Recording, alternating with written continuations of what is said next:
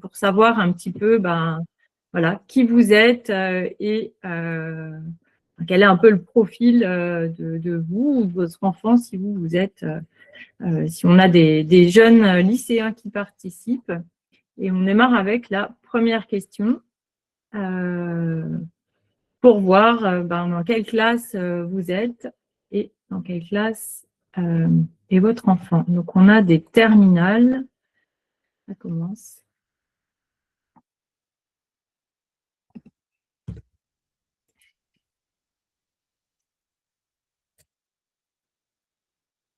Et vous pouvez voter. Bonsoir Sophie. Vous pouvez voter directement sur le chat. Hein, ça s'affiche dans le chat. Sinon, vous avez la petite icône sondage en haut, normalement, haut à droite. Normalement, vous avez un petit carré avec des petits diagrammes sur lesquels vous pouvez répondre également au sondage. On a beaucoup de terminales, quelques premières.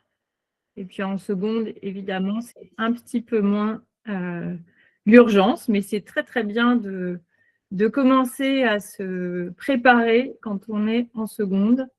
C'est une très bonne idée de commencer à se renseigner. Surtout, j'ai envie de dire, si on souhaite partir à l'étranger. Oui, le plus tôt, le mieux. Le plus tôt, le mieux. OK, donc ça, c'était la première question du sondage. Donc, plutôt en terminale. Et deuxième question, je la lance pareil, vous l'avez dans le chat. Prochaine question, pour comprendre quels sont les domaines qui vous intéressent et si peut-être vous le savez ou peut-être vous ne le savez pas. On vous a mis plusieurs options.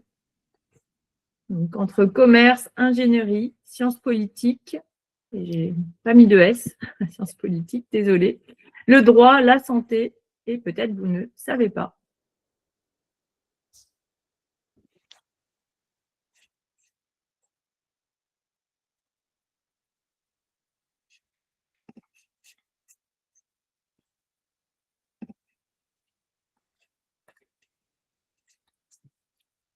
Alors, ça s'équivaut. Ingénierie, santé, n'hésitez pas à utiliser les boutons du sondage pour Droit. le voir et le partager, mais il y a un peu de tout ce soir. Ah ouais. Droit, littérature, ingé, santé, droit des affaires, ok. C'est bien, on va pouvoir couvrir pas mal de ces thématiques-là. Ok, alors je vais poser la question suivante, comme ça, les derniers arrivés, journalisme, communication, ok.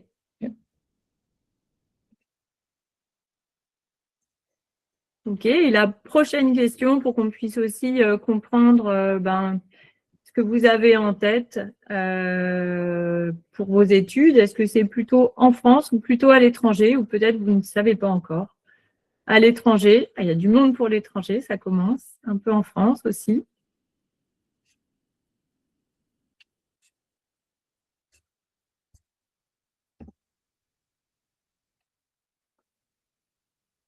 On a une majorité de personnes qui partent à l'étranger, qui ont en tout cas envie de partir. Certains ne savent pas encore.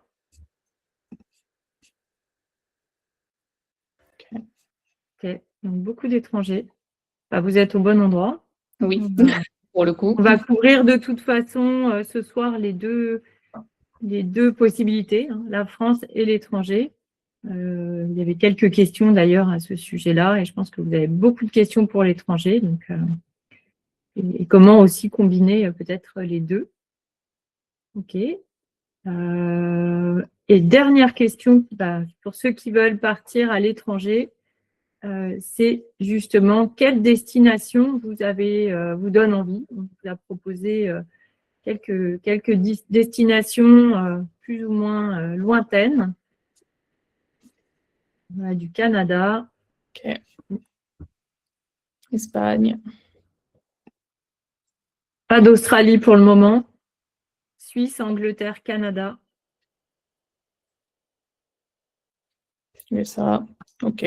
Bon, on va couvrir tout ça dans la partie à l'étranger sans problème. encore des invités qui arrivent. Je vais les faire entrer. Et puis, on est une 60aine ce soir. Donc, ça va continuer à arriver gentiment. Je vous propose de démarrer. Il est 19h07. J'arrête le sondage. Et c'est parti. Et puis, vous pouvez alors mettre vos questions dans le chat. Ça, c'est possible. Et puis, c'est Alice qui va répondre sur ce à quoi elle peut répondre.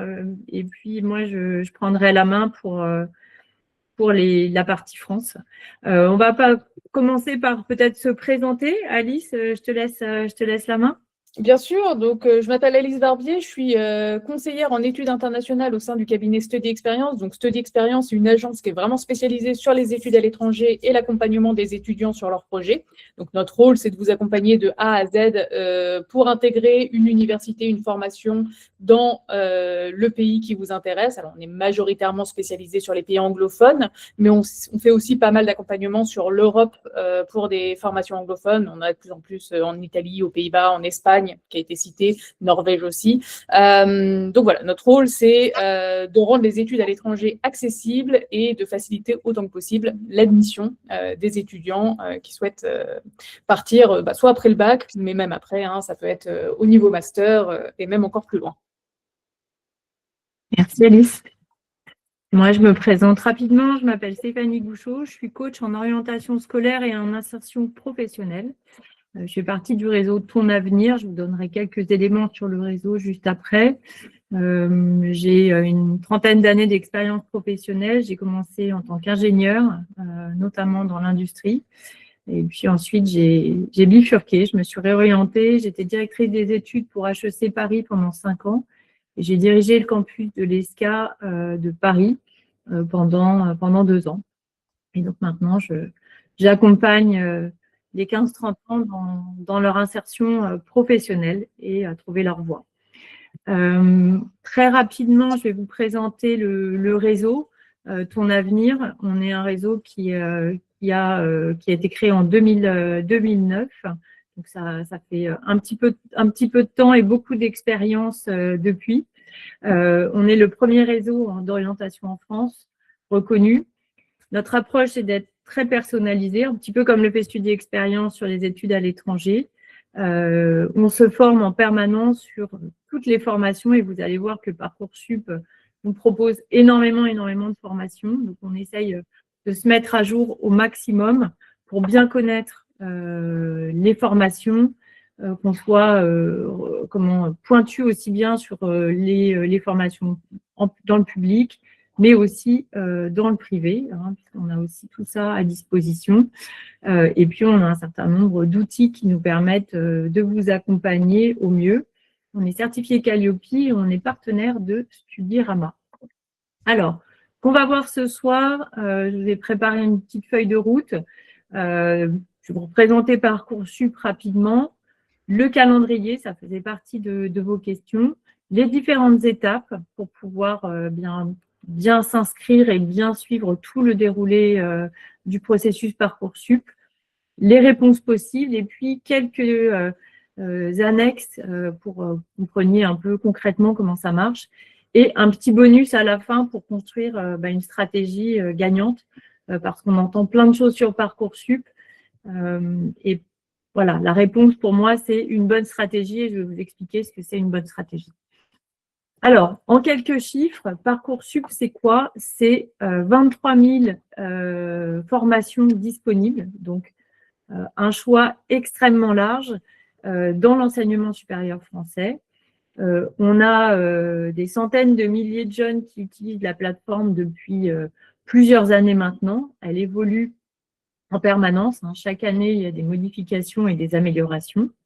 Le taux de satisfaction, bien que ça passe parfois les choux gras de la presse, c'est 94%. La majorité des étudiants reçoit une proposition qui leur convient, en tout cas un vœu qui a été émis. Donc, il y a quand même ce succès-là. Et puis, il y a de l'accompagnement qui est fait à la fois au lycée, par les professeurs principaux, conseillers d'orientation, et puis aussi avec des coachs en orientation, comme moi je peux le faire, et tout un tas d'autres personnes. Donc, c'est le métier. Alors, Parcoursup, pareil, on entend plein de choses. Il y a quand même des avantages à suivre ce cursus et de rentrer dans ce processus. C'est que pour vous, ça va centraliser les inscriptions post-bac, en tout cas la plupart des inscriptions. Donc, c'est quand même un réel avantage. Quand vous serez peut-être au niveau master, vous verrez que c'est quand même un peu moins le cas, même si on a une plateforme qui s'appelle Mon Master. Une grande partie des formations ne sont pas sur Mon Master.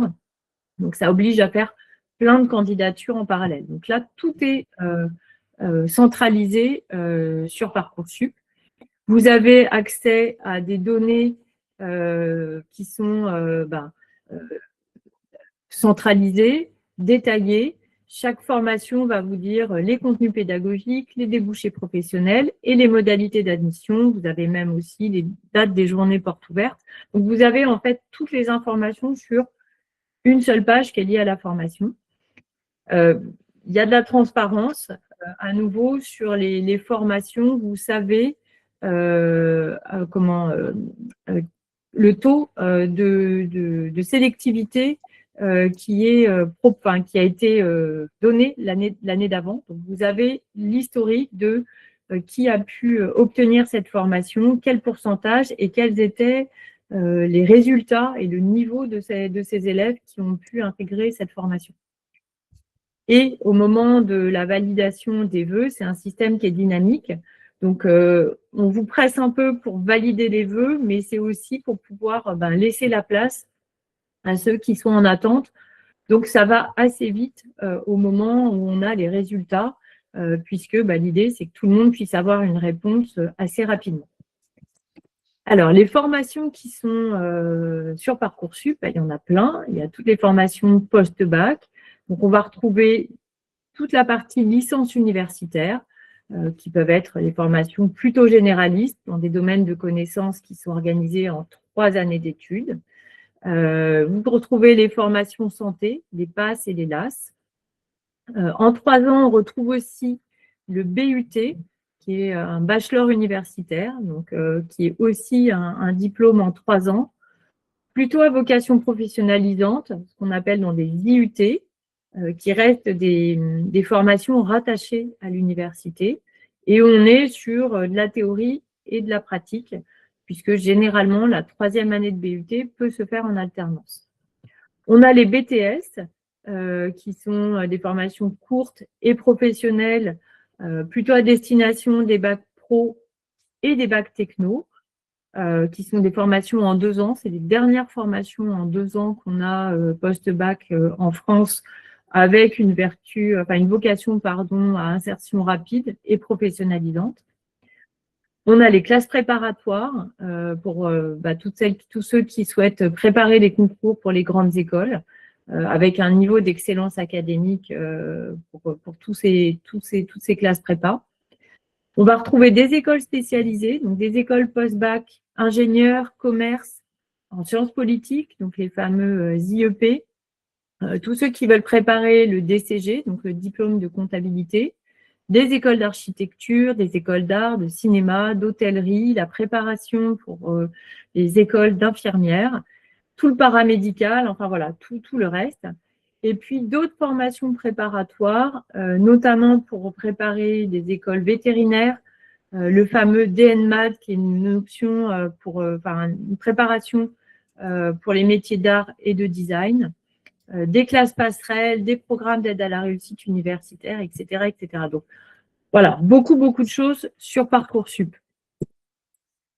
Il y a aussi des formations qui sont absentes de Parcoursup. Il y avait des questions notamment par rapport à ça. Il y a certaines classes préparatoires qui sont hors contrat. Donc, il faut bien le connaître parce que vous pouvez retrouver ces classes préparatoires. Je pense notamment une classe préparatoire pour la prépa D1, par exemple, qui peut être hors Parcoursup. On peut avoir aussi des écoles privées spécialisées. souvent en art, en mode, en design, en hôtellerie. C'est souvent des écoles qui n'ont pas le grade de bachelor ou le grade de licence, qui sont hors Parcoursup, et certaines universités privées, donc pareil, qui ne sont pas visées par un grade par le ministère de l'Enseignement supérieur et de la Recherche. Vous avez la FACO à Paris qui propose des formations en droit, en gestion, en sciences humaines, par exemple. Donc, pour ces formations-là, il faut les contacter directement et s'inscrire directement auprès des établissements. Le plus tôt est le mieux. Évidemment, ils ont des calendriers qui sont souvent décalés. Ils peuvent continuer, évidemment, à admettre, mais une fois qu'ils ont eu leur quota d'élèves, les places sont effectivement beaucoup plus rares une fois qu'ils ont rempli leur classe. Alors, le calendrier Parcoursup, ça a ouvert le 17 décembre 2025. On a eu l'inscription qui commence là depuis hier et on va pouvoir s'inscrire sur Parcoursup à partir d'hier jusqu'au 12 mars. Et là, vous allez créer votre dossier. Donc, vous pouvez avoir un compte Parcoursup, mais ça ne suffit pas, il faudra créer votre dossier. Je vais vous en dire un peu plus juste après. Ensuite, vous allez finaliser votre dossier entre le 12 mars et le 1er avril. Les formations vont étudier vos dossiers entre le 2 avril et le 2 juin. Pour ceux qui passent des concours, notamment pour les écoles de commerce, post-bac, en commerce et ou ingénieur, vous allez passer les concours écrits et les oraux. Le 2 juin, on aura la phase principale de Parcoursup. Vous allez recevoir les premières réponses d'admission. Vous allez classer les vœux qui seront en attente entre le 5 et le 8 juin. Et entre mi-juin et mi-septembre, il y a une phase complémentaire pour ceux qui n'auraient pas reçu de réponse favorable. Et il y aura possibilité de poser des nouvelles candidatures pour les formations où il y a encore de la place. Donc, la procédure se poursuit bien sûr au-delà des dates habituelles que vous connaissez. En fait, jusqu'à mi-septembre, on peut encore postuler et avoir des réponses. Alors, la première phase, qui est la phase d'inscription, donc qui a débuté hier, il faut que vous puissiez commencer à créer votre dossier, donc créer votre compte et ensuite vous inscrire en utilisant votre numéro INE. Le numéro INE, c'est l'identifiant national élève qui figure sur vos bulletins scolaires, qui figure sur les relevés de notes du bac de première. Et donc, il faut utiliser ce numéro puisque c'est ce numéro qui fait le lien aussi avec votre lycée. Vous allez créer donc votre dossier, vous allez sécuriser vos accès, puisque vous allez bien garder en tête votre mot de passe pour pouvoir le réutiliser à chaque fois que vous allez vous connecter. Bien vérifier les coordonnées, donc vous allez peut-être les ressaisir suivant ce qui a été déjà communiqué par le lycée avec ce numéro INE. Vérifier les adresses email personnelles, les contacts des parents, des représentants légaux. En tout cas, il faut bien vérifier tout ce qui a été mentionné sur Parcoursup, sur cette première phase d'information personnelle. Extrêmement important parce que ça va servir de base à l'examen de vos candidatures, mais aussi à tout ce qui va être communication au moment des résultats. Donc, important que vous puissiez avoir, que tout soit bien renseigné parce que vous allez être contacté par mail, par SMS et sur Parcoursup pour les résultats. Donc, voilà, vérifiez bien que tout ça est bien à jour. Ensuite, vous allez commencer par indiquer des vœux. Donc, les vœux, le système, en fait, vous allez poser 10 vœux au maximum, donc 10 vœux principaux et 20 sous-vœux. Alors, ce n'est pas toujours très clair, c'est même très compliqué parce qu'en fonction du type de formation, on peut avoir droit à un certain nombre de vœux. Parfois, ça va compter comme un vœu ou ça va compter comme un sous-vœu. Alors, vous inquiétez pas trop puisqu'en fait, c'est Parcoursup qui va vous dire, en fait, qui va compter pour vous et qui vous dira combien vous en êtes. Donc, je vous le mets à titre d'information. globalement, ce que vous pouvez retenir, c'est qu'une formation, c'est un vœu distinct. Une localisation correspond à un sous-vœu. D'accord? Donc, 10 vœux au maximum, 20 sous-vœux. Par exemple, les licences universitaires, vous allez pouvoir faire 10 vœux. Il faut absolument que vous mettiez un vœu de secteur pour les licences qui sont non sélectives. C'est vraiment obligatoire, on en reparlera dans la stratégie, c'est extrêmement important de mettre une licence non sélective dans votre secteur. Pour les BUT, donc qui dépendent des IUT, c'est 10 vœux et vous pouvez mettre pour un BUT 20 sous-vœux maximum. BTS, même chose. Pour les classes préparatoires, c'est 10 vœux, donc une formation et 20 sous-vœux au maximum. On reviendra dessus, il y a souvent plein de questions à ce niveau-là, mais voilà, Parcoursup va le gérer pour vous. Alors, évidemment, ce n'est pas drôle, on a des cas particuliers, notamment pour les concours, puisque les concours, on est sur un vœu par type de concours, et la plupart du temps, en fait, les concours représentent différentes écoles et ou différents campus. Donc, par exemple, pour le concours à venir, vous avez un vœu pour les 7 écoles et vous avez les 18 campus. Donc, vous pouvez aller chercher tous les campus et toutes les écoles en tant que sous-vœu.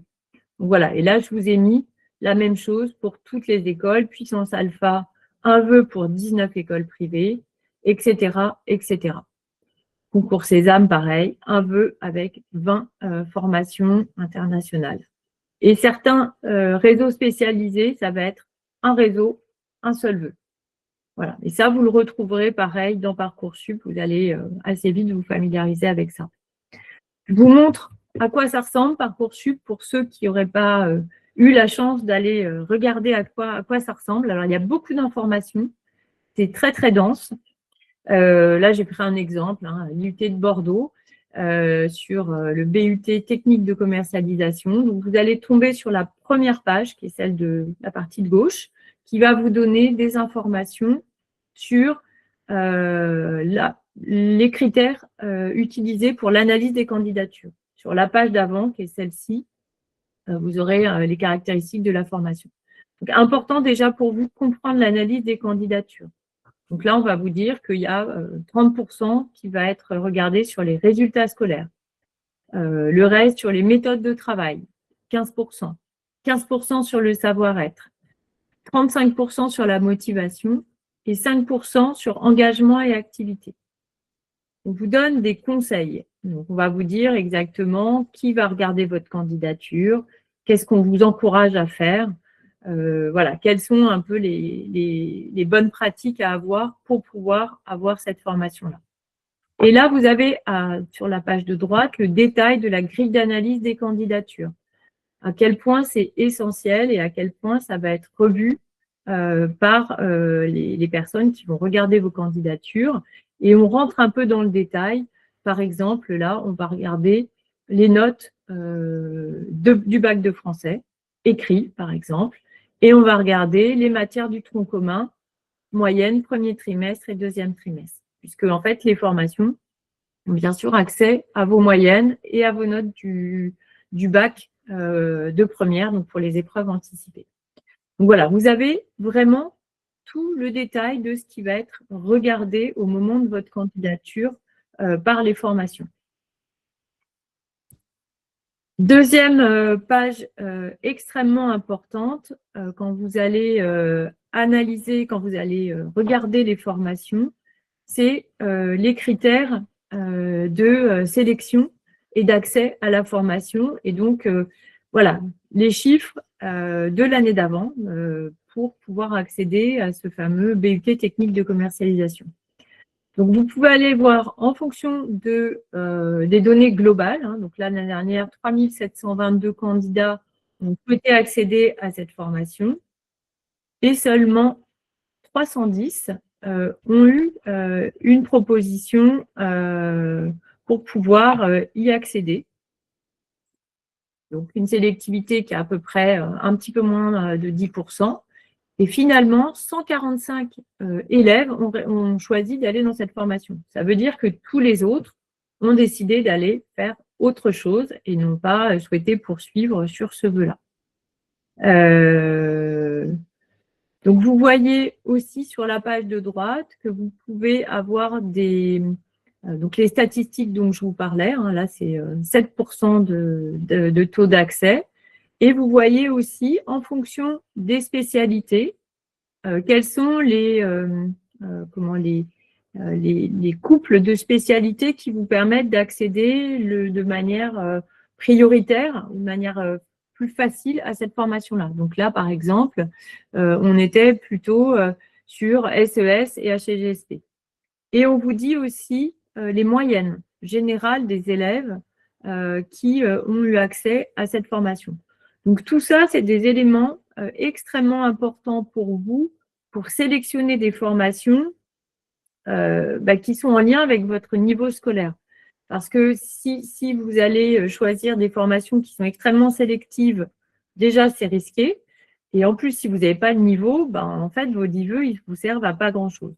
Je redirai tout à l'heure, mais vraiment, l'intérêt, c'est d'aller bien regarder toutes ces données-là pour pouvoir faire des choix éclairés et qui permettent de maximiser vos chances d'avoir des vœux au moment des réponses au mois de juin. Donc ça va être jusqu'au 12 mars. Et à partir du 12 mars, vous allez compléter les dossiers de candidature. Donc, extrêmement important de pouvoir confirmer tous ces vœux-là avant le 2 avril. Donc, vous allez compléter toutes les informations, vérifier que tout est à jour. Vous allez rédiger une lettre de motivation qu'on appelle le projet motivé pour chacun des vœux. Donc, 10 vœux, 10 projets motivés. Parfois, il y a des pièces complémentaires à déposer pour les formations. Ça, ce sera marqué aussi dans chacun de vos vœux. Vous allez renseigner des préférences. On ne classe pas les vœux dans Parcoursup, en tout cas pas à ce moment-là, mais vous allez quand même indiquer vos vœux prioritaires. Donc, il y a une rubrique qui est dédiée pour ça. Et vous allez compléter une rubrique qui s'appelle Activités et centres d'intérêt. Il y a quatre rubriques qui vont permettre de valoriser votre profil au-delà de la partie scolaire. Et vous allez confirmer, évidemment, chacun de vos vœux une fois que vous aurez saisi tout cela. Et c'est le lycée qui va saisir, lui, vos bulletins. Donc, ne vous inquiétez pas, hein, la plupart, alors sauf parfois ceux qui sont dans des lycées français à l'étranger, vous devez le faire vous-même, mais 99%, c'est le lycée qui va transmettre vos bulletins scolaires, vos notes de bac, en fait, tous les éléments qu'ils ont de votre côté. Alors, je vous ai préparé quelques conseils pour la lettre de motivation, donc ce qu'on appelle le projet motivé. C'est extrêmement important. Alors, vous avez vu, en fonction des formations, ça va être plus ou moins pris en compte, mais en tout cas, ça a un impact, évidemment. Ça vous permet de vous démarquer. Donc, si ça vous permet de vous démarquer, il faut faire attention à ce que vous allez écrire. La présentation doit être soignée. Évidemment, pas de faute d'orthographe. Alors, manuscrit, dans les cas où parfois certaines candidatures vous demandez du manuscrit, mais la plupart du temps, c'est tapé dans Parcoursup, donc il n'y a pas besoin. Et puis, un contenu percutant, évidemment, évitez tout ce qui est creux. L'IA, c'est très bien, mais si vous êtes tous à faire de l'IA, tout le monde va avoir la même lettre et ça n'a pas d'intérêt et ce n'est pas comme ça que vous allez vous démarquer. Donc, vraiment avoir quelque chose de très, très personnel. À faire absolument, évidemment, mentionner vos stages. Tous les petits jobs étudiants peuvent être intéressants pour mettre en valeur des qualités. Parler de la manière dont vous vous projetez aussi sur la formation, pourquoi vous faites cette formation, comment vous vous projetez à la fin, même si ce n'est pas la réalité dans 5 ans, ce n'est pas très grave, mais c'est important pour les formations qu'elles voient que vous vous projetez dans ce qu'elles vont proposer et qu'il y ait une certaine que ça colle en fait entre vous et la formation. Donner des exemples, donc ça va permettre de personnaliser votre candidature et puis vos coordonnées si c'est une lettre manuscrite évidemment, notamment si vous faites des des candidatures hors Parcoursup, vous allez devoir faire des lettres de motivation qui seront un peu plus spécifiques et plus personnelles et aussi non tapées et qui peuvent être manuscrites pour certaines. Évitez, parce que je vous disais, l'IA, attention à l'IA, parce que ça va être très générique. Ne focalisez pas uniquement sur la formation, mettez en exergue vos expériences personnelles. Bien penser à parler du destinataire, pourquoi vous vous adressez à lui, et bien le mentionner dans votre lettre, et les fautes d'orthographe qui sont, on va dire, éliminatoires, en tout cas qui donnent vraiment pas une bonne impression. Alors, 4 paragraphes. Sur Parcoursup, c'est assez court, c'est 1500 caractères. Pareil, ne vous inquiétez pas, c'est le logiciel qui va compter le nombre de caractères, donc vous verrez quand vous êtes arrivé au bout. Vous pouvez le vérifier dans Word, il y a des choses dans le logiciel même, vous pouvez compter, donc si vous voulez vous préparer avant, c'est possible.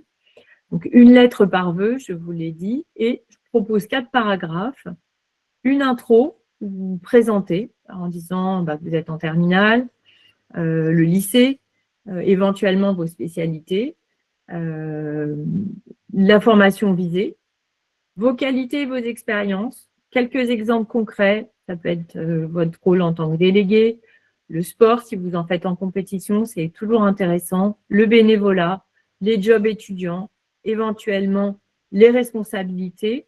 Et à chaque fois, en fait, c'est de lier en fait une qualité avec une expérience. Et ça vous permet de donner un exemple très concret.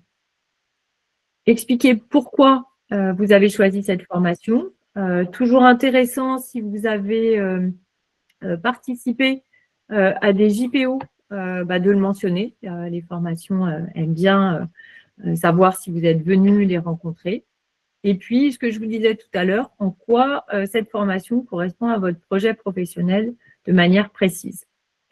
Et puis, une formule de politesse pour conclure.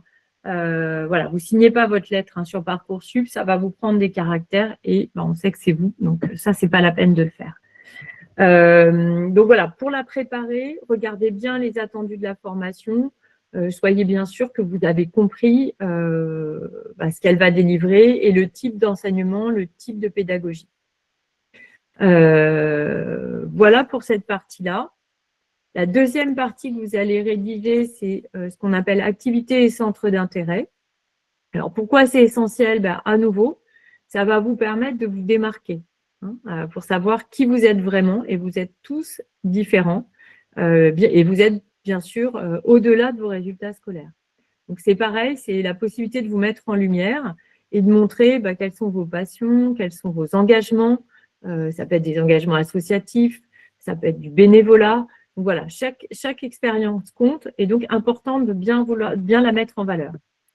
Alors, sur les 4 rubriques, vous allez pouvoir mettre ce que je vous disais, vos engagements associatifs, que ce soit au lycée, que ce soit dans des associations locales, si vous avez fait des actions humanitaires, de l'aide aux devoirs, si vous avez participé à des projets environnementaux. Parfois, certains vont faire du nettoyage dans l'environnement, donc ça peut être dans des forêts, sur des plages, etc. Si vous êtes mobilisé pour des causes. Donc ça, c'est la première partie. Deuxième partie, des expériences professionnelles.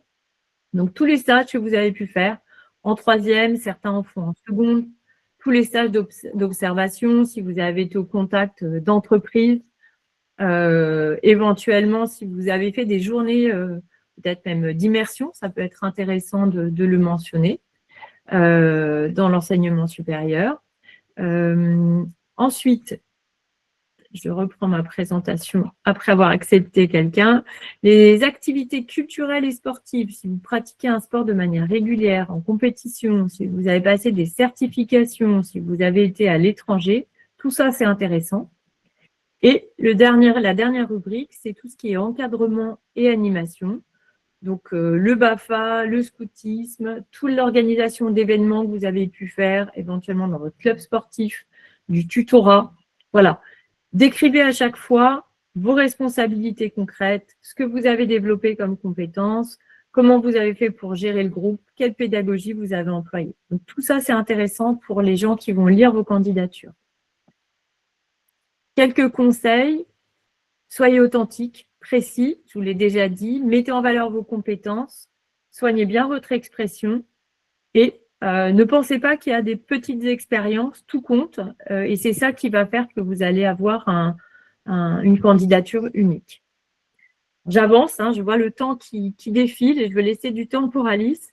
Troisième étape, l'étape d'examen des dossiers. Donc, on va regarder les formations, vous regardez votre dossier, vos moyennes, le rang en classe, les appréciations détaillées par les professeurs et le chef d'établissement, vos bulletins, vos notes de première pour les épreuves anticipées et tout ce qu'on a vu avant, le projet de formation motivé, les activités, les centres d'intérêt et éventuellement les questionnaires d'auto-évaluation qui existent notamment pour les filières en droit.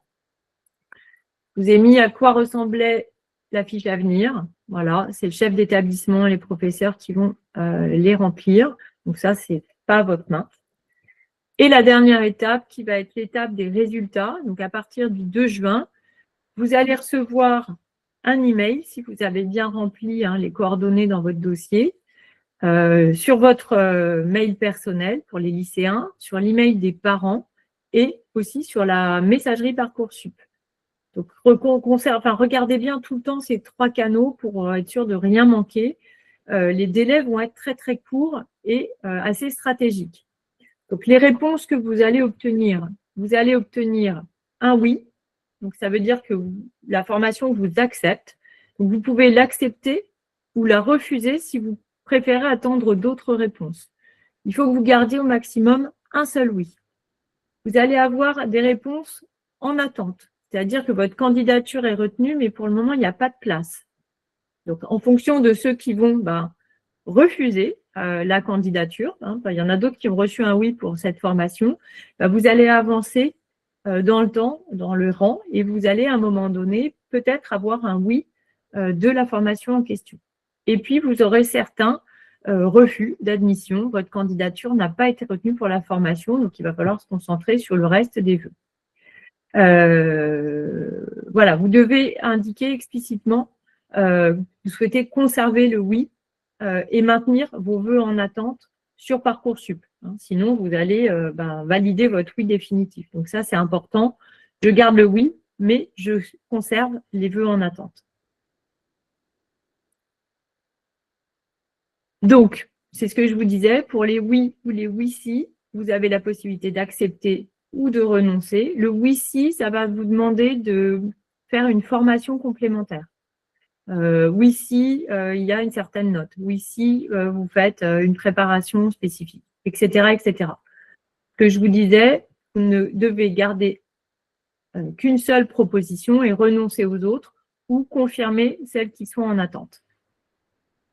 Si vous n'avez que des refus, ce que j'espère pas, il y a ce que je vous disais tout à l'heure, la phase complémentaire à partir du 11 juin et qui va durer jusqu'à mi-septembre. Donc, vous allez pouvoir reformuler 10 nouveaux vœux pour des formations qui ont encore des places disponibles. La phase complémentaire, ça peut être aussi une opportunité pour avoir des places dans des formations de qualité. Donc, en fait, il faut vraiment rester ouvert. Si vous avez que des refus, ce n'est pas du tout définitif et vous avez vraiment des possibilités. Alors, ce qui va se passer pendant tout ce mois de juin, c'est qu'à un moment donné, on va suspendre la procédure, notamment pendant les épreuves du baccalauréat. Entre le 15 et le 18 juin, il n'y aura pas possibilité de valider les vœux. L'idée étant que vous puissiez être pleinement concentré sur les examens qui vont se dérouler pendant cette période-là. Le 7 juillet 2026, on aura les résultats du baccalauréat. Et donc, là, c'est la condition indispensable pour que vous puissiez vous inscrire. Vous allez confirmer définitivement le 9 juillet. Et là, il faudra s'inscrire officiellement aussi auprès des formations. Pas que sur Parcoursup, il faut vraiment vous inscrire de manière administrative et la phase complémentaire dont j'ai parlé tout à l'heure. L'inscription administrative, une fois que vous avez eu le bac, donc c'est obligatoire, hein, le fait de dire oui sur Parcoursup ne suffit pas. Donc, vous devez obligatoirement vous inscrire dans l'établissement que vous avez choisi, bien respecter les délais, donc bien continuer à consulter vos emails parce qu'ils vont vous écrire et bien préparer tous les documents qui vont vous être demandés, que ce soit des justificatifs de domicile, des justificatifs de revenus, vos relevés de notes, etc., etc. Un petit mot pour vous dire que au niveau de ton avenir, on a eu 100% de réussite hein, sur toutes les années précédentes. Tous nos élèves ont eu des propositions d'admission l'année dernière pour la rentrée 2025. Et puis, ce sera ma dernière slide. Quelques conseils pour être stratégiques dans vos candidatures sur Parcoursup. Alors, pour ceux qui sont là en seconde, vous avez bien raison, ça s'anticipe. Pour commencer à définir son projet. Si vous ne savez pas comment vous orienter, c'est très compliqué de s'y retrouver dans toutes ces formations. Donc, l'orientation est un point, on va dire, un élément vraiment indispensable et préalable à vos choix de formation. Donc, vous avez beaucoup de ressources, hein, que ce soit vos professeurs, vos parents, les gens qui vous entourent, les journées portes ouvertes pour vous renseigner. Évidemment, les résultats scolaires sont déterminants. Le travail régulier, les bonnes notes dans les matières, plus vous aurez de bonnes notes, plus ce sera facile d'avoir des validations suivant vos différentes candidatures. Aussi préparer tout l'extrascolaire hein, dans le dossier, tous vos engagements, qu'ils soient bénévoles, associatifs, culturels, comptent énormément, vous l'avez vu, donc ça se prépare aussi dès le lycée. Être méthodique sur vos candidatures Parcoursup, bien connaître les diplômes, les établissements, les taux d'accès, il faut négliger aucune info et il y a beaucoup d'informations. Être lucide, hein, ne pas aller choisir alors peut-être vous pouvez en mettre une, mais si vous voyez que vous pouvez être rarement accepté sur la formation, mettez-le peut-être un seul vœu comme ça, mais le reste, regardez vraiment vos chances d'accès aux formations pour maximiser le fait d'avoir des vœux validés. Démultiplier les vœux, hein, vous utilisez bien vos 10 vœux, vos 20 sous-vœux pour certaines formations ou 10 sous-vœux pour d'autres, pour maximiser vos chances et sécuriser tout ça. Et bien respecter le calendrier. Hein, si vous loupez une étape, ça peut compromettre toute votre stratégie. Donc voilà. Et puis, évidemment, être bien réactif à partir du mois de juin parce que ça va être important d'être réactif et de répondre aux formations. Ça va se jouer assez alors à la minute près pour certaines. Donc, très, très important d'être un peu sur le qui-vive à ce moment-là. Voilà ce que je voulais partager avec vous. Il y avait beaucoup, beaucoup d'informations. C'est très dense. Je vais laisser la parole à Alice. Et puis, on débordera peut-être un petit peu parce qu'on voudrait aussi pouvoir répondre à vos questions dans le chat. En tout cas, merci de votre écoute. Et Alice, j'arrête le partage et je te laisse prendre la suite. Merci beaucoup. Du coup, j'ai répondu à pas mal de questions dans le chat, mais il reste quelques questions qui sont propres Parcoursup, École française. Donc, je te laisserai reprendre la main sur celle-là. Et du coup, on va pouvoir changer un peu de cap et on va parler études à l'étranger. Du coup, hop. Est-ce que ça fonctionne? Ça fonctionne, c'est parfait. Donc, changement de cap, on a fait Parcoursup. Là, on va voir un petit peu comment postuler à l'étranger. C'est une présentation qui s'adresse vraiment à tous les étudiants, que vous soyez en terminale, première, seconde. Les informations sont valables pour tout le monde. Je vais faire un petit topo dans la présentation sur les calendriers, notamment pour les étudiants en terminale, parce que vous risquez de voir des dates limites qui vont vous affoler. Pas de panique, il y a encore plein de formations qui sont accessibles pour les étudiants de terminale, je vous rassure. Donc, on va détailler tout ça ensemble. Avant toute chose, et avant même de parler de comment on fait pour postuler à l'étranger, peut-être la première question à se poser, c'est tout simplement où est-ce qu'on peut postuler à l'étranger? Où est-ce qu'on va déposer des dossiers d'admission? Alors, on pourrait faire une présentation complète là-dessus, ce n'est pas l'objectif. Je voudrais juste rappeler je dirais, 4 critères essentiels pour bien choisir vos universités et vos formations avant de vous lancer dans les dossiers d'admission. Le premier critère, c'est la question de l'environnement, c'est-à-dire de choisir un endroit, une région, une université dans laquelle vous serez à l'aise et sur le long terme. Quand vous choisissez d'étudier à l'étranger, vous choisissez de partir étudier pour 3, 4, 5 ans. Ça peut paraître bête à dire comme ça et à mettre en critère numéro 1, mais c'est vraiment essentiel. Choisir, voilà, est-ce que vous voulez étudier en ville, en campagne, est-ce que vous voulez être proche de la France, est-ce que avoir 8 heures de décalage avec la France pour discuter avec votre famille et vos amis, c'est un problème ou non? Pensez à ces questions-là, parce que j'ai souvent vu des étudiants qui étaient dans des super universités, mais dans des environnements qui n'étaient pas forcément adaptés, finalement rebrousser un peu chemin et changer d'université au bout d'un an. Donc, la question de l'environnement, très importante. La question du budget, bien évidemment. C'est vrai qu'à l'étranger, contrairement à pas mal d'écoles en France, les études sont payantes. On va trouver tous les budgets. On peut avoir des universités qui vont vous coûter 2 000 € par an. Il y en a d'autres qui peuvent monter à 60 000 € par an sans problème. Donc, anticipez effectivement les frais de scolarité, mais aussi les frais de vie. C'est vrai que sur certaines destinations, prenons le Royaume-Uni, ça va vous coûter plus cher de vivre à Londres que de vivre dans la campagne anglaise, par exemple. Prévoyez bien votre budget en amont pour pouvoir choisir des établissements qui vont être effectivement dans le budget que vous avez prévu.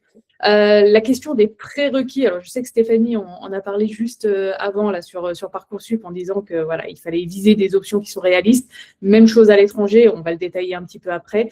Ne négligez pas les attentes des universités. Elles sont généralement très transparentes sur ce qu'elles attendent de la part des étudiants, même pour les étudiants internationaux. Sur les sites des universités, vous avez des comparatifs entre, par exemple, les notes britanniques et l'équivalent sur le baccalauréat français. Voilà, une université qui va vous demander un ABB sur le A-Level en Angleterre va vous faire la comparaison et vous dira peut-être que sur le bac français, ça équivaut à un 12 ou un 13.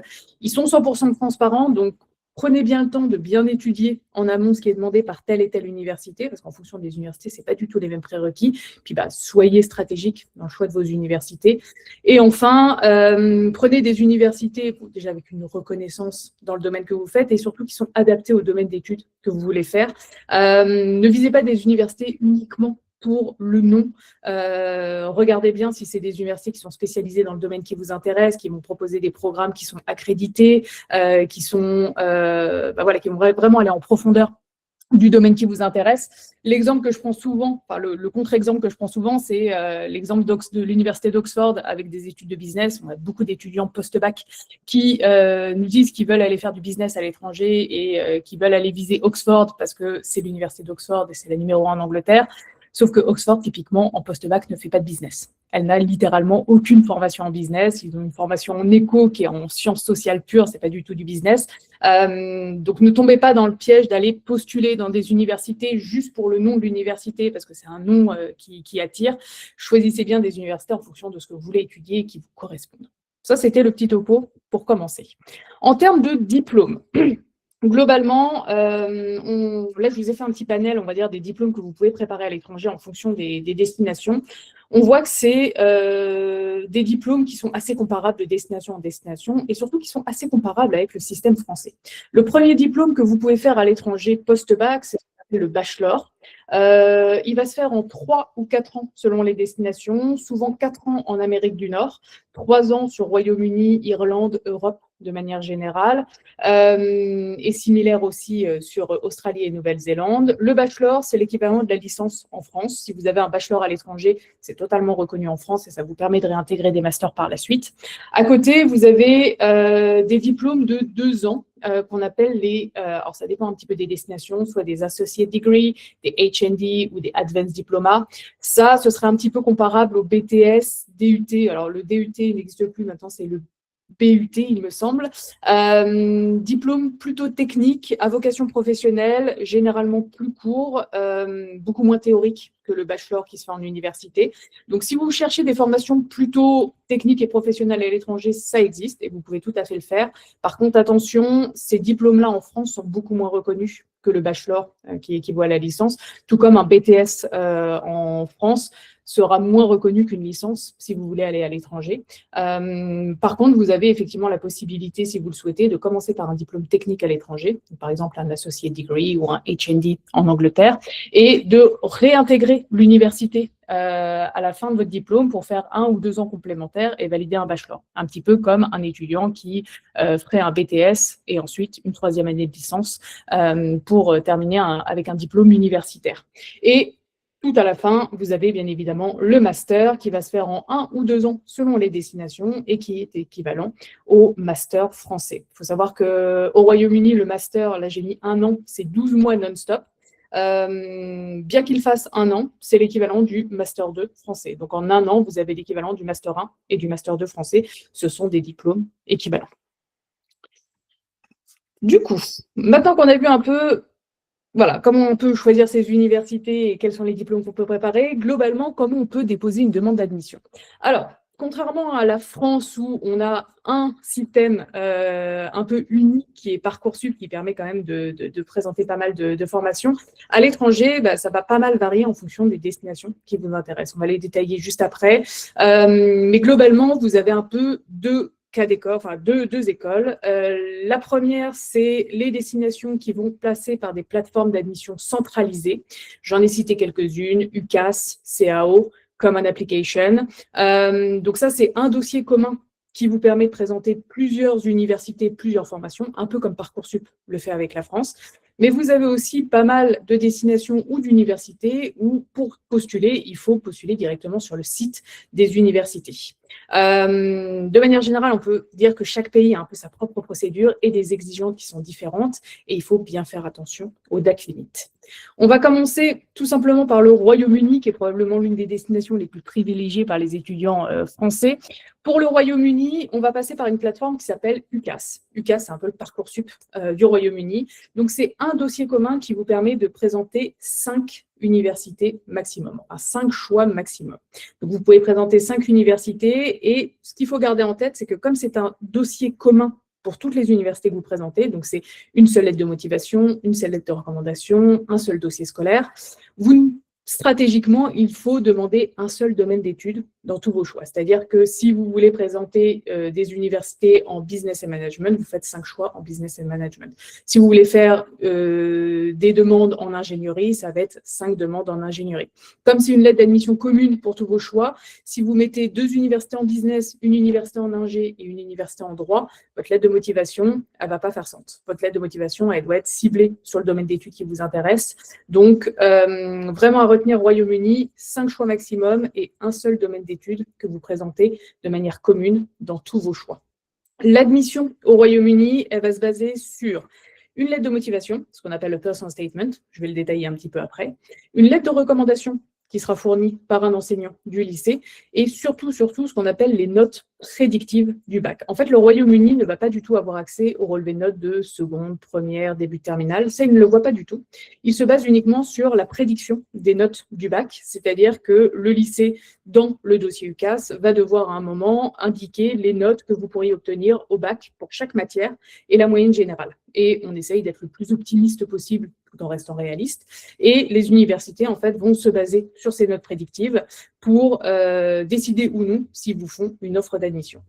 En termes de deadline, la deadline officielle, c'est le 14 janvier de cette année pour la rentrée prochaine. Après, je vous rassure, il y a encore énormément de formations qui sont ouvertes et accessibles passé cette date. J'ai envie de dire, à moins que vous visiez le top 5 britannique, style Oxford, Cambridge, LSE, Imperial, à la rigueur peut-être un King's College, où là, effectivement, c'est très fortement conseillé de postuler avant le 14 janvier. Pour tout le reste, vous avez énormément de formations et d'universités qui sont accessibles après. C'est simplement que les formations peuvent, si ils ont reçu suffisamment de demandes, fermées à tout moment, mais vous avez des programmes et des universités qui vont être ouvertes jusqu'en juin, juillet, sans aucun souci. Deuxième destination qui est pas mal demandée, les États-Unis. Les États-Unis, c'est probablement la destination avec le plus d'universités. Je crois que vous avez à peu près 4000 universités sur tout le pays. C'est absolument énorme. Il y a une plateforme commune particulièrement connue qui s'appelle la Common Application. C'est une plateforme, un peu le Parcoursup des États-Unis finalement, une plateforme qui va représenter à peu près 700 universités américaines, dont certaines des plus prestigieuses, tout le Ivy League, les Harvard, Yale, Cornell, etc. Tout ça, ça va être sur la Common Application. C'est un dossier commun pour présenter autant d'universités que vous le souhaitez. Vous n'avez pas de limite nombre de dossiers que vous pouvez présenter. Par contre, contrairement à UCAS, où c'était une seule lettre de motivation, une seule lettre de recommandation, et tout était commun aux universités, là, c'est une plateforme qui va vous permettre de présenter, on va dire de manière facilitée, plusieurs universités, mais chaque université au sein de la Common Application va vous demander des éléments différents. Si vous présentez l'université de NYU, elle va peut-être vous demander de rédiger 2 essais et de fournir 2 lettres de recommandation. Une autre université va peut-être vous demander 3 essais différents et de passer un test d'admission. L'autre université va peut-être vous demander 2 lettres de recommandation. Chaque université va avoir effectivement ses propres attentes. Donc, une plateforme commune qui facilite la gestion des dossiers, mais pas mal de boulot à préparer pour faire vos dossiers. Donc, généralement, quand on postule aux États-Unis, c'est quelque chose qui s'anticipe pas mal parce qu'il y a pas mal de boulot.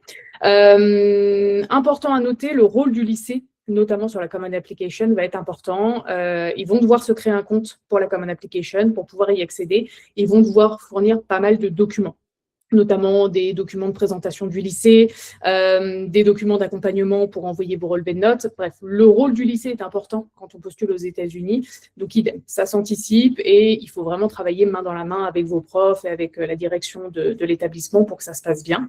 En termes d'admission, c'est sur dossier scolaire. Généralement, ils vont remonter jusqu'à la troisième, seconde, première, début de terminale.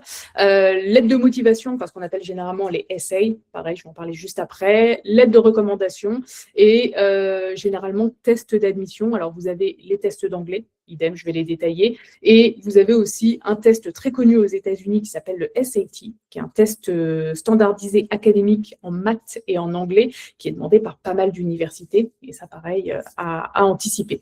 Là, sur les USA, je vous parle de la Common Application, qui est probablement on va dire, l'admission centralisée la plus connue, mais vous avez énormément de plateformes qui existent, surtout en fonction des États dans lesquels vous les postulez. Vous avez des plateformes comme UC Apply qui fonctionnent pour toutes les universités californiennes, Texas Apply pour toutes les universités du Texas, Cal State Apply pour d'autres universités en Californie. Donc voilà, en fonction des universités et des États dans lesquels vous voulez postuler, vous pouvez avoir des plateformes qui sont différentes. Donc, il faut bien regarder ce qui est demandé en fonction des universités que vous avez sélectionnées. Pour l'Irlande, parce que je sais qu'il y a eu quelques questions sur l'Irlande précédemment, idem. Plateforme centralisée qu'on appelle CAO. Donc, c'est une plateforme commune pour toutes les universités du pays qui est accessible. Alors, attention, c'est accessible uniquement pour les étudiants européens et qui résident en Europe. Si vous êtes étudiant non européen ou vous êtes européen, mais que sur les 3 dernières années, vous n'avez pas résidé en Europe, vous allez passer par un autre système d'admission. Généralement, vous postulez directement à l'université. Si par contre, vous êtes européen, vous pouvez passer par CAO, un peu le Parcoursup irlandais. En termes de date limite, la première date limite, c'est le 1er février, mais vous avez un peu comme UCAS, vous avez énormément d'universités de programmes qui vont être accessibles jusqu'au 1er mai. La plateforme est assez simple dans le sens où vous ouvrez votre dossier, vous classez vos vœux, vous avez 10 vœux maximum que vous pouvez faire sur CAO, vous validez votre dossier, vous n'avez aucun document à ajouter, et la seule chose que vous aurez à faire, c'est en juillet télécharger votre relevé de notes du bac. Donc, il n'y a pas de lettre de motivation, il n'y a pas de lettre de recommandation, il n'y a pas de dossier scolaire, il n'y a rien de tout ça. L'admission se base uniquement sur les notes du bac que vous aurez en juillet, et vous aurez votre réponse d'admission fin août. Donc, c'est assez tardif. Donc, généralement, quand on postule en Irlande, on est préparé à avoir une réponse d'admission un peu tard. Mais ce n'est pas des admissions qui sont chronophages dans le sens où il y a énormément de travail à faire. Pour le coup, c'est admission uniquement sur les notes du bac. Dernière destination que je vais détailler, parce qu'on pourrait continuer comme ça, mais j'ai pris, on va dire, les plus demandés dans les questions initiales. Canada. Canada, c'est un peu un mix de plateformes centralisées et de dossiers individuels. Vous avez 2 plateformes centralisées qui sont connues au Canada. Vous avez WAC pour toutes les universités de l'Ontario. Vous en avez une autre qui s'appelle EduPlanner BC pour la Colombie-Britannique. Donc, pour ces 2 provinces, vous pouvez passer par des plateformes d'admission centralisées qui vont vous permettre, avec un dossier commun, de présenter toutes les universités de la province en question. Pour d'autres provinces, notamment le Québec, qui est très demandé par les Français, là, par contre, pas d'admission centralisée, c'est un dossier par université. Donc, si vous voulez postuler à McGill, c'est un dossier sur McGill. Si vous voulez postuler à HEC Montréal, c'est un dossier sur HEC Montréal. Et vous n'avez pas nécessairement de limite de dossier que vous pouvez faire. En termes de deadline, c'est assez variable. Je dirais entre le 15 janvier et 1er avril, selon les universités. Typiquement, McGill, 15 janvier, mais vous avez par exemple l'Université d'Ottawa qui accepte des dossiers sans problème jusqu'au 1er avril, selon les programmes. Donc, une plage assez large pour pouvoir postuler. Sur le Canada, généralement, l'admission se base sur le dossier scolaire. Donc, souvent, ils vont regarder, on va dire en gros, de la seconde jusqu'au premier trimestre de terminale et test d'anglais pour les universités anglophones. Attention tout de même, vous avez pas mal d'universités qui vont demander ce qu'on appelle des supplemental applications. Donc, c'est des dossiers d'admission supplémentaires, c'est-à-dire qu'au-delà du dossier scolaire et du test d'anglais qui est demandé par toutes les universités, certaines universités et certains programmes, notamment des programmes très demandés, business, ingé, droit, etc., peuvent vous demander des dossiers complémentaires avec pas mal de lettres de motivation, lettres de recommandation, peut-être des portfolios, des tests complémentaires à passer. Si c'est le cas, il faut l'anticiper parce que ça peut prendre un petit peu de temps à constituer. Pour toutes les autres destinations, si par exemple vous êtes intéressé par l'Italie, l'Espagne, on a parlé de la Norvège, etc., bien souvent, vous faites les dossiers directement via le site des universités, vraiment des dossiers individuels, et les modalités et dates limites vont varier en fonction des établissements et des pays sur lesquels vous allez postuler. Alice, excuse-moi de te couper, j'ai 2 questions. Il y a une question pour qu'est-ce qu'il en est de l'Allemagne et des Pays-Bas? Alors, Pays-Bas, ça va passer par une plateforme d'admission centralisée qui s'appelle StudyLink, donc qui permet de présenter toutes les universités aux Pays-Bas. Vous avez 2 types de programmes aux Pays-Bas, les programmes Numerus Fixus, donc qui sont des programmes, on va dire, sélectifs, avec un nombre de places limitées, où là, il faut déposer son dossier sur StudyLink et faire… En fait, StudyLink, c'est une plateforme commune qui vous permet, un petit peu comme la Common App aux États-Unis, ça vous permet d'initier la demande sur une plateforme commune pour présenter n'importe quelle université aux Pays-Bas, et après, vous allez être redirigé vers le site des universités que vous avez présentées, qui vont vous demander des documents et informations qui leur sont propres par rapport à leur processus d'admission. Donc, pour les programmes Numerus Fixus, avec un nombre de places limitées, il faut déposer votre dossier complet avant le 15 janvier. Et pour tous les programmes qui vont être non sélectifs, ou du moins qui n'ont pas de place limite bien précise, généralement, vous pouvez postuler jusqu'au 1er mai. Pour l'Allemagne, alors ça dépend si la question porte sur les cursus en anglais dans les universités allemandes ou sur les cursus en allemand. Sur les cursus en allemand, je ne pourrais pas trop répondre parce qu'on est vraiment spécialisé sur les cursus anglophones. Pour les universités allemandes qui vont proposer des cursus en anglais, généralement, ça va être des dossiers individuels directement sur le site des universités. Vous avez pas mal d'universités privées en Allemagne qui vont proposer des cursus en anglais. Date limite variable et admission souvent sur dossier scolaire, test d'anglais pour les cursus en anglais. Et vous avez pas mal d'universités qui m'ont demandé de l'aide de motivation et de l'aide de recommandation. Une dernière destination, Alice, et après, je vais te laisser continuer. Il y a une demande pour la Suisse. Ah, Suisse, ça va passer… Alors, ça, idem, ça dépend un petit peu des universités et des cursus qu'on va vouloir viser. Dans les universités publiques de Suisse, vous allez généralement postuler directement sur les sites des universités. Souvent en Suisse, ce qui est beaucoup regardé, ce qui est beaucoup demandé, ça va être HEC Lausanne, ça va être le PFL ou ça va être les écoles de tourisme.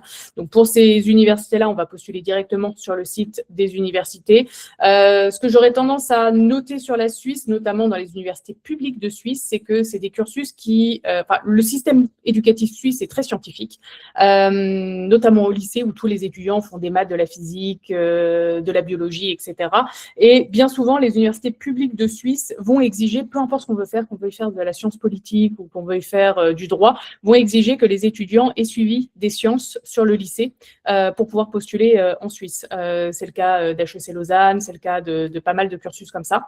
Donc, il faut bien regarder les prérequis université par université parce que parfois, ils vont demander des spécialités qui ne font pas forcément sens avec ce qu'on veut étudier.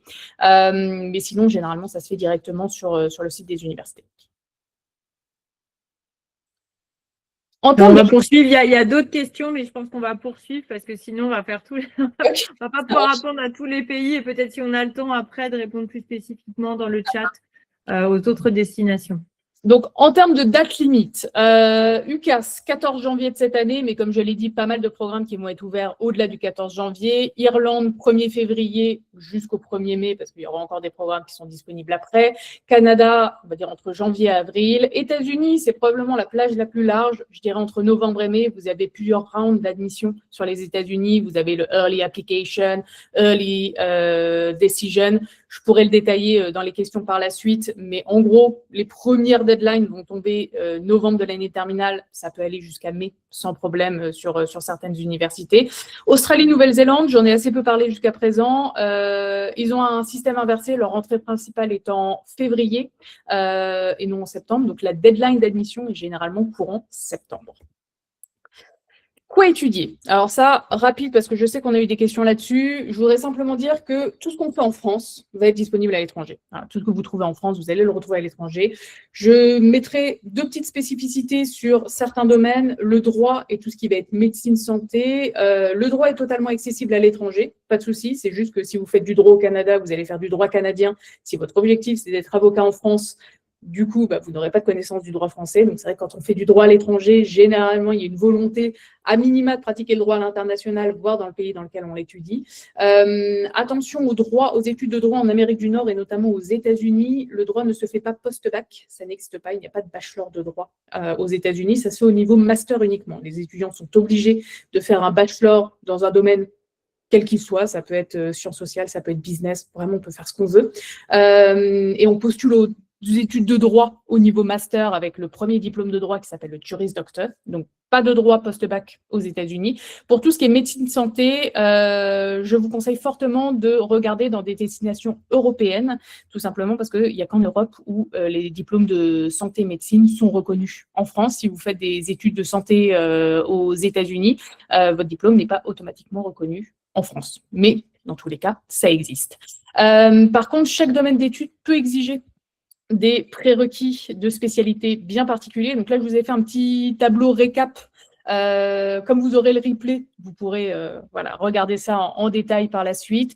Je dirais que pour tout ce qui est commerce, ce qui va être le plus important, c'est les mathématiques. Généralement, ils vont exiger mathématiques en première et mathématiques ou mathématiques complémentaires en terminale.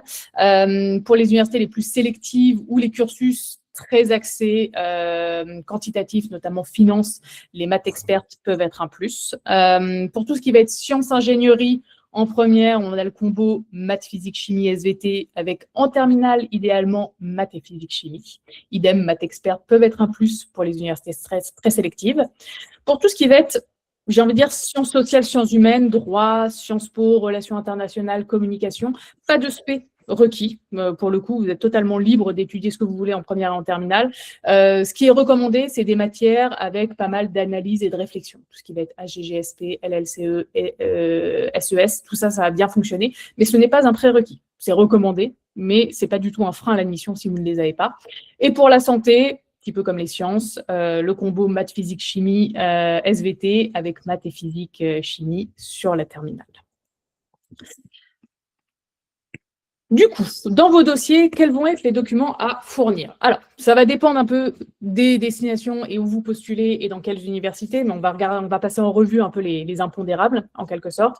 La première chose, ça va être tout ce qui va être relevé de notes et diplôme. Selon les destinations, on peut remonter jusqu'à la 3e brevet, c'est le cas des États-Unis qui remonte jusqu'à la 3e. Donc, ça peut être 3e, seconde, première, début de terminale. Si les universités dans lesquelles vous postulez sont anglophones, bien souvent, ils vont vous demander de traduire vos relevés de notes. Et dans ces cas-là, il faut faire une traduction assermentée de vos relevés de notes. Il faut que vos traductions aient une valeur légale. Donc, il faut passer par un traducteur assermenté, à moins que votre lycée soit en mesure de fournir des relevés de notes en anglais. Et dans ces cas-là, c'est parfaitement accepté. Ce que j'aurais tendance à vous conseiller sur les relevés de notes et diplômes, c'est de ne pas fournir de relevés de notes qui ne sont pas explicitement demandés par les universités. Si l'université vous demande la première et la terminale, n'envoyez pas la seconde. Ça ne sert à rien, ce ne sera pas étudié, ça va faire prendre du retard dans l'étude de votre dossier. Donc, regardez bien ce qui est demandé et n'envoyez que ce qui a été vraiment demandé par l'université. Lettre de recommandation, très souvent demandée par les universités. On peut vous en demander 1, 2, 3, 4, ça dépend des universités. C'est des lettres qui vont être rédigées par des professeurs. Souvent, c'est des lettres de recommandation académiques. Il faut vraiment que ça soit rédigé par un prof. Elles peuvent être rédigées en français et Si on l'envoie dans les universités anglophones, on fera une traduction si besoin, un peu comme les relevés de notes, traduction assermentée. C'est des lettres qui sont assez complètes. Généralement, ça va aborder votre personnalité, votre degré d'implication, vos résultats, votre potentiel, vos intérêts extérieurs, votre propension à faire des études à l'étranger. Donc, c'est pas juste une lettre de 5 lignes qui dit « Je connais tel étudiant depuis 2 ans, il est super, je le recommande chaudement ». Non, il faut vraiment aller en profondeur des choses et expliquer en quoi vous êtes un bon étudiant pour viser tel ou tel type de cursus. Et en fonction des pays, ça peut être des formats un peu différents. Ça peut être des lettres rédigées, on va dire, à l'ordinateur. Pour d'autres, ça peut être un peu un format QCM où les profs vont devoir cocher des cases pour vous évaluer sur différentes compétences. Donc, regardez bien ce qui est demandé par l'université, mais c'est assez courant qu'on vous demande effectivement des lettres de recommandation. Le personal statement, la lettre de motivation, la bête noire des étudiants et bien souvent la pièce maîtresse des dossiers, c'est un travail de longue haleine. C'est long de faire un personal statement, notamment quand vous postulez à l'étranger sur un style d'écriture qui n'est pas forcément celui auquel vous êtes habitué en France, ou du moins quand vous rédigez en français. Et surtout, c'est quelque chose qui, un peu comme la lettre de recommandation, ça va aborder votre projet, vos expériences, votre motivation, vos intérêts extérieurs. Dedans, il y a personal dans personal statement, donc on va vraiment rentrer dans le cœur de qui vous êtes, qu'est-ce qui vous motive, d'où vous vient votre passion pour tel ou tel domaine d'études. Ça va assez loin, donc ça prend du temps pour faire une lettre de motivation qui va être vraiment carrée et aux attentes des universités étrangères.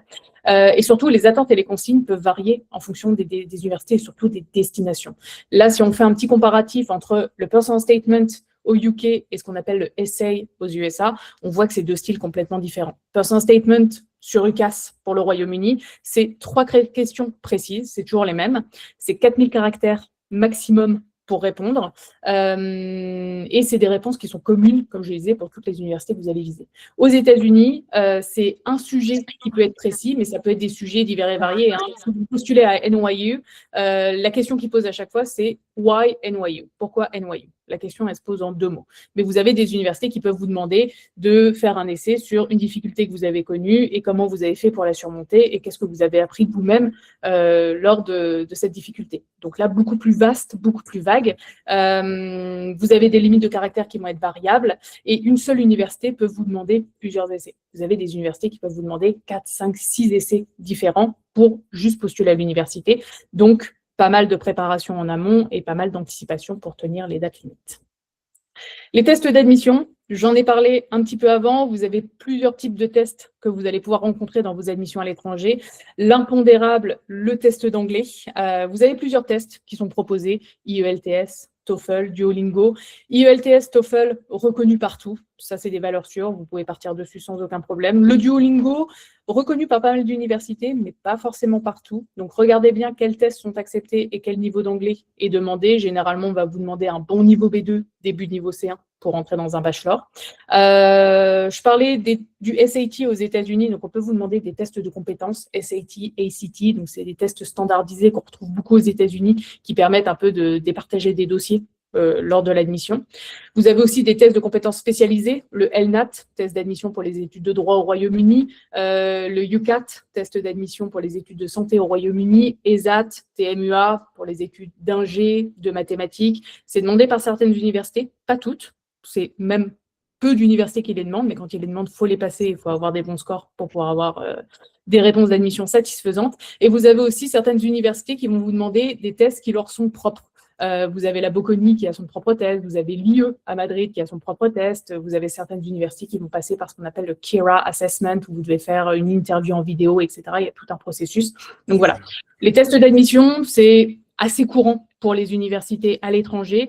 Tous ces tests-là, vous pouvez soit les passer en France, soit en visio depuis chez vous. Vous n'avez pas forcément besoin de vous déplacer à l'étranger, loin de là. Par contre, faites attention aux dates limites de passage de ces tests-là, parce qu'il faut le temps pour les passer, mais surtout pour les préparer. Alice, il y avait une question dans le chat sur quel score au SAT est recommandé pour les universités. Ça dépend où on postule. Si on postule à Harvard, je dirais 1550 sur 1600, à peu près dans ces eaux-là. Vous avez beaucoup d'universités. Je dirais que le score moyen pour être un candidat sérieux dans pas mal d'universités va se situer aux alentours des 1200 sur 1600. Si on veut viser des universités qui sont hyper élitistes et voilà, très sélective. Il faut se rapprocher au maximum des 1500. La Bocconi, typiquement, va demander aux alentours des 1500. Le Ivy League américain, entre 1500 et 1600. Ça dépend vraiment de ce qu'on vise. Ok. En termes de stratégie d'admission, là, on l'a vu, vous avez pas mal de plateformes, vous avez pas mal de dossiers. Certaines universités peuvent vous demander plein d'essais, il y a des tests à passer. Ne postulez pas partout. Ne faites pas l'erreur qu'on peut voir par pas mal d'étudiants qui se disent, bon, bah voilà, je veux postuler à l'étranger, je veux maximiser mes chances, donc je vais postuler dans 20-30 universités. On l'a vu précédemment, il y a des dates limites. Souvent, elles sont à peu près toutes au même moment. Si vous essayez de postuler partout, vous risquez juste en fait de vous retrouver complètement submergé de dossiers, de devoir bâcler vos essais, vos personal statements, de ne pas faire les dossiers correctement et vous n'allez pas avoir des admissions qui sont satisfaisantes. Soyez stratégique, visez 5-10 universités grand max. Si elles sont bien choisies et qu'elles sont réalistes, c'est largement suffisant pour avoir des admissions. Anticipez le passage, voire le repassage et la préparation de vos tests, notamment pour les tests d'anglais. C'est rare de voir des étudiants qui, du premier coup, premier passage, ont le résultat attendu sur leur test. Voilà, le premier passage, c'est la découverte du test. Même si vous êtes préparé, bah, il y a l'effet un peu stress et découverte qui peuvent parfois vous faire perdre un peu vos moyens. Donc, anticipez le passage et laissez-vous de la marge pour pouvoir repasser vos tests, parce que généralement, entre le premier passage et le deuxième passage, les résultats ne sont pas du tout les mêmes. Échanger avec votre lycée et vos professeurs tôt dans l'année, notamment pour tout ce qui va être lettre de recommandation, note prédictive ou implication du lycée, quel qu'il soit, pour vos dossiers à l'étranger. On le voyait sur les États-Unis, via la Common App, le lycée, il va jouer un rôle qui va être important, ils vont devoir fournir pas mal de documents. Il faut vraiment que votre lycée soit au courant de votre projet, qu'il soit OK pour vous aider dans votre projet. Et notamment pour les recommandations, on l'a vu, les lettres de recommandation, elles sont quand même assez fournies. Ça va vraiment aborder votre personnalité, qui vous êtes, ce que vous aimez, ce que vous faites en dehors des cours. Il faut que vos profs vous connaissent. N'hésitez pas à faire des échanges, une demi-heure, 1 heure avec le prof que vous avez choisi pour vous recommander, pour présenter votre projet, votre CV, expliquer tout ce qu'il ne connaît pas de vous en dehors des cours et qui puisse derrière faire une lettre de recommandation qui vous met vraiment en valeur. Et puis surtout, ça rejoint un petit peu le point numéro 1, prévoyez des plans A, B et C dans vos choix. Je le disais au tout début, les prérequis d'admission c'est rarement négociable avec les universités et les universités sont transparentes sur leurs attentes. Les universités, elles ont des pages pour le bac français où elles vont vous dire, nous on demande 12, nous on demande 13, nous on demande 18, nous on demande 15.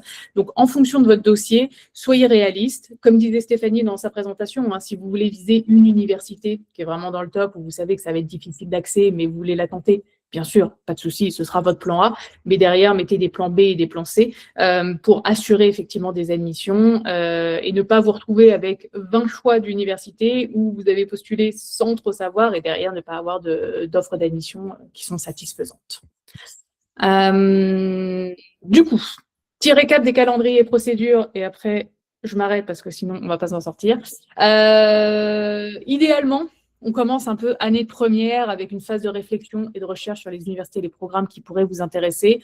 Et dans un monde idéal, dès la première, on commence à préparer un peu ces tests. J'ai mis les tests d'anglais, mais ça vaut aussi pour les autres tests, style SAT, etc. Il y avait une question, excuse-moi Alice, sur les tests d'anglais. Est-ce qu'on peut, il y a une durée de validité, notamment pour les tests de langue. C'est accepté si le test a plus de 2 ans ou pas? Non, généralement, TOEFL, Duolingo, IELTS, c'est 2 ans. Donc, si ça fait plus de 2 ans qu'il a été passé, il faut le repasser. Les seuls examens d'anglais qui sont valables à vie pour le moment, mais je crois que ça va changer, donc à vérifier, c'est les examens de Cambridge. Mais pour les autres tests, ils ont plus de 2 ans, il faut les repasser. Okay. Année de première, on prépare les tests, IELTS, TOEFL, mais aussi, pourquoi pas, SAT et autres tests qui peuvent être demandés, avec possiblement repassage dans l'année si besoin. Été entre première et terminale, généralement, c'est là où on finalise le choix des universités et des programmes. On se dit, OK, je vais postuler là, là, là et là. Et on va commencer à créer les comptes d'admission. Souvent, les comptes d'admission vont ouvrir courant août-septembre, donc c'est la bonne période pour le faire. Premier trimestre de terminale, c'est là où on charbonne à fond, c'est avec le montage des dossiers, on va faire les lettres de motivation, on va obtenir les lettres de recommandation, on va faire la traduction des relevés de notes, bref, on va faire la partie pratique des admissions. Et à partir de janvier, et puis jusqu'à février, mars, avril, selon les universités, c'est l'envoi des candidatures et le suivi des demandes d'admission. Dernier petit point, les offres d'admission, je vais très vite dessus. Toutes les offres d'admission que vous recevrez de l'étranger ne sont pas définitives. Ce sont des offres d'admission conditionnelles. C'est-à-dire que l'université va vous dire « Ok, on vous admet, sur la base du dossier qu'on a reçu, on vous admet, à condition que… » à condition que vous validiez le bac, mais beaucoup d'universités peuvent vous demander d'avoir des notes bien précises au bac, notamment au Royaume-Uni. Toutes les universités vont vous dire on vous prend à condition que vous ayez 13, 14, 15, 16, ça dépend des universités que vous visez. Et c'est pour ça que c'est important d'être stratégique dans vos choix, parce que si vous avez 4 offres d'admission d'universités qui vous demandent toutes 17 et que vous savez très bien que vous n'aurez pas 17, derrière, vous n'allez pas pouvoir valider vos offres d'admission. D'autres universités ne vous demandent pas forcément d'avoir des notes bien précises, mais simplement de maintenir votre niveau académique. C'est le cas, par exemple, de McGill au Québec, qui vous demande de maintenir votre niveau académique. McGill, ils prennent rarement des dossiers en dessous de 16, donc il faut viser la mention très bien. Une note trop en dessous des notes que vous aviez sur l'année de première et terminale pourrait amener à un refus d'admission au moment des résultats du bac. Et voilà, si vos résultats du bac sont en dessous des attentes, vous pouvez être refusé. Donc, d'où la nécessité d'avoir une stratégie d'admission et de connaître exactement les prérequis des universités que vous visez. J'ai terminé de mon côté. Alors, il y avait une demande pour que tu passes le slide d'avant, l'avant-dernier, où il y avait le calendrier. Une personne qui souhaitait le revoir. Je pense que c'est pour bien comprendre le calendrier.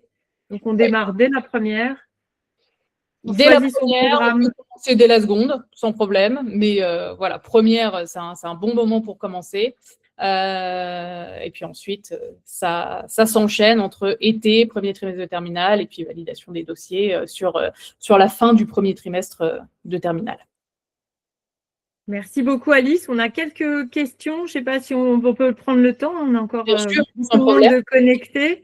Une question sur UCAS. Est-ce qu'on peut attendre les résultats de Parcoursup pour répondre aux propositions anglaises? Alors, tu as un petit peu répondu par rapport aux notes, etc. Mais est-ce que tu peux nous en dire plus? Ouais, alors sur UCAS, généralement, vous avez une date limite pour répondre à vos offres d'admission. Souvent, ça va être courant juin. Donc, ça dépend un petit peu à quelle date vous allez avoir vos réponses de Parcoursup. Par contre, répondre positivement à des offres d'admission au Royaume-Uni ne vous engage strictement à rien. C'est-à-dire que vous pouvez très bien répondre à vos offres sur UCAS, accepter une offre, n'importe quoi, à Warwick, par exemple. Tant que vous n'envoyez pas votre relevé de notes du bac en juillet et que vous ne confirmez pas votre admission définitive, que vous ne payez pas de frais, parce que souvent les universités, pour vous admettre de manière définitive, vont vous demander ce qu'on appelle un déposit. Donc, c'est une avance de frais scolarité, notamment pour que vous puissiez faire votre visa par la suite. Tant que vous ne faites pas tout ça, vous avez beau avoir accepté une offre d'admission, si finalement vous voulez aller en France, vous pouvez tout à fait aller en France. Donc, vous ne prenez pas de risque à accepter des offres d'université et à changer d'avis par la suite. Merci. Il y avait une question pour les bourses aux États-Unis. Ouais. Bourse aux États-Unis. Il y a pas mal d'options de bourses. Les États-Unis, c'est probablement la destination où on a les frais de scolarité les plus élevés. On peut trouver des universités qui vont monter jusqu'à 70 000 $ sans problème par an, mais c'est aussi les plus généreux en termes de bourses. Vous aurez plus facile, en tant qu'étudiants internationaux, vous n'aurez accès qu'aux bourses de mérite. Tout ce qui est bourse sur critères sociaux, c'est réservé pour les étudiants américains. Donc, c'est des bourses de mérite sur la base du dossier scolaire, du SAT si vous avez passé le SAT et de tout autre élément qui peut figurer dans votre dossier. Vous aurez plus de chances d'avoir des bourses importantes dans les universités privées que dans les universités publiques, puisqu'elles sont financées par des fonds privés, donc elles ont plus de bourses pour les étudiants internationaux. En moyenne, les bourses, ça dépend des universités bien évidemment, mais on trouve assez facilement des bourses qui vont monter aux alentours des 10 000, 20 000 $ de frais scolaires, enfin, de réduction de frais scolarité. Ce qu'on appelle le full ride, donc vraiment les bourses à 100%, elles sont quand même largement moins communes, on va dire. Vous avez quelques universités qui vont proposer bourses à 100%, notamment dans les universités du Ivy League, ou des bourses à quasi 100%. Vous avez, par exemple, vous avez l'université d'Harvard. Si vous êtes admis à Harvard et qu'ils considèrent que sur la base des revenus de vos parents et de vos revenus, vous n'avez pas les moyens de financer l'université, ils vont faire un calcul où ils vont dire, OK, de ce qu'on voit de votre patrimoine, vous pouvez payer, par exemple, je ne sais pas, 15 000 $ par an. Tout le reste, c'est eux qui vont le financer pour vous. Il y a quelques rares universités qui font ça pour les étudiants internationaux, mais c'est généralement les plus sélectives et il faut déjà être admis dans ces universités universités. Sinon, pour toutes les autres, oui, vous pouvez avoir des bourses, mais peut-être pas des bourses à 100%. Et si vous voulez maximiser vos chances de bourse, le conseil que j'aurais tendance à vous donner, c'est de viser des universités pour lesquelles votre dossier est en haut de la pile. C'est-à-dire que si vous avez 15 de moyenne, visez des universités qui vont demander aux alentours des 12. Comme ça, vous savez que vous êtes dans le haut de la pile des étudiants qui vont postuler. Et comme c'est des bourses de mérite, vous avez beaucoup plus de chances d'avoir des bourses conséquentes. Et Alice, il y avait des questions concernant les accompagnements. Alors, je pense que tu veux répondre, puis moi, je répondrai aussi. Je te laisse démarrer les tarifs et la manière dont ça se passe côté expérience. Ouais, alors nous concrètement, on fait de l'accompagnement sur mesure, c'est-à-dire que en fonction du projet que vous avez, on va éditer des devis d'accompagnement en fonction du nombre exact d'universités que vous voulez présenter, des pays que vous voulez présenter.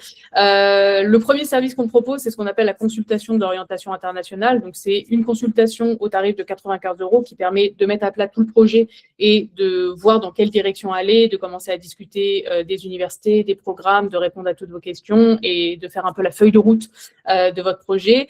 Une fois qu'on a fait cette consultation et si vous voulez aller plus loin, on voit un petit peu sur quelle destination vous voulez postuler et on fait des devis d'accompagnement. Donc le devis, bien évidemment, il varie en fonction de où vous voulez où vous voulez postuler et dans quelle destination. Je dirais qu'en moyenne, on est aux alentours des entre 1 500 et 2 000 € d'accompagnement complet et on accompagne de A à Z, c'est-à-dire choix des universités, choix des programmes, montage des dossiers. On va vous aider ensuite pour faire le suivi de vos demandes d'admission une fois qu'elles sont envoyées. On va vous aider pour tout ce qui va être information sur les logements sur les campus, les visas, la préparation au départ. Bref, on vous suit jusqu'à ce que vous soyez à l'université. Donc, c'est un accompagnement qui va se faire sur 1 an et demi, voire 2 ans pour certains projets où on commence très, très tôt.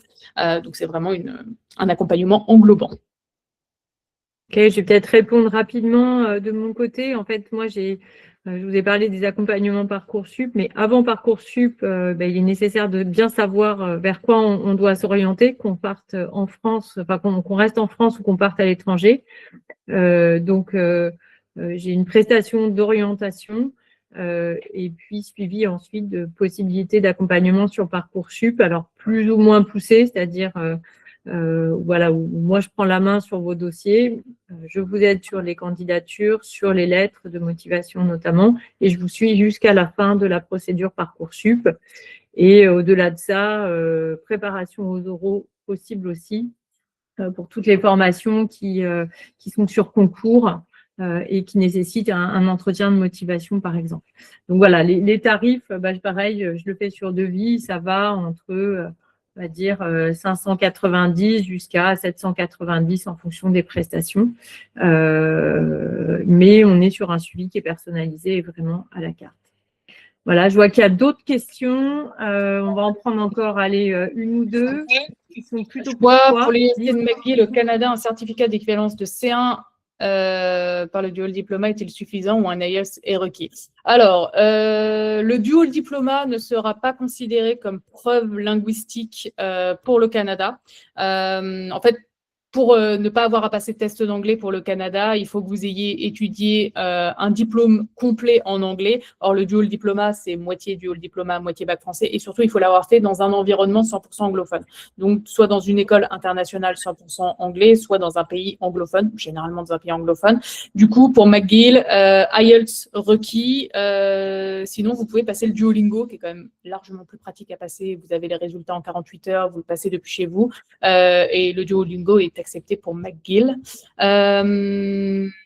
Je vois qu'il y a une question sur les frais de scolarité au Royaume-Uni pour un étudiant en euros. C'est assez variable. Je dirais que les moins chers, vous avez encore quelques rares universités britanniques qui offrent encore les anciens frais. Avant, il faut savoir qu'on payait le même tarif que les étudiants britanniques. On payait à peu près 9 000 livres l'année, donc à peu près 11 000 € l'année par an.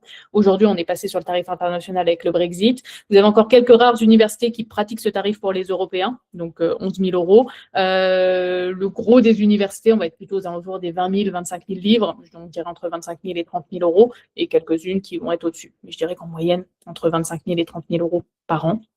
Les régions en France allouent-elles une bourse aux étudiants qui souhaitent étudier en Europe? Ça arrive, quelques bourses de mobilité, ce n'est pas forcément des montants qui sont énormes, mais pour le coup, ça aide, notamment pour l'installation. Vous pouvez avoir effectivement des bourses de mobilité qui vont varier de 500, 1000, 1500, 2000 euros, ça dépend des régions. Donc ça, vous pouvez vous rapprocher auprès du conseil régional pour voir un petit peu ce qu'ils proposent en fonction de votre situation particulière. Et puis, allez, la dernière, il y avait une question, les tests de langue pour aller étudier en Allemagne si on possède l'abitur. Alors là, j'ai envie de dire, ça va dépendre de chaque université. Vous avez pas mal d'universités où c'est pas forcément nécessaire, puisque l'abitur, c'est le bac allemand, donc ils vont considérer que vous avez la compétence linguistique nécessaire. Mais il faut regarder université par université les prérequis bien spécifiques, parce que vous avez certaines universités qui pourraient vous demander effectivement de passer un test d'allemand en plus de l'abitur pour pouvoir prouver que un peu le même principe que du Hall Diploma pour McGill ou pour certaines universités, le dual diplôme pourrait servir de compétences linguistiques. Pour d'autres, ça ne suffira pas. Même chose avec l'abitur, même si l'abitur va être généralement un peu plus reconnu comme compétence linguistique que le dual diplôme. Merci beaucoup, Alice, pour toutes ces précisions. On est encore nombreux, ça a duré un peu plus longtemps que prévu. J'espère que ça vous a été utile. Donc la conférence est enregistrée, elle sera disponible sur le blog de Studi Expérience et sur le mien, sur hopecoaching.fr. Merci beaucoup pour votre participation. Je vous souhaite une bonne soirée. Des bonnes candidatures, Parcoursup et à l'étranger. N'hésitez pas à revenir vers nous si vous avez la moindre question. On se fera un plaisir d'y répondre. Très bonne soirée à tous. Merci, au revoir. Merci à tous. Au revoir.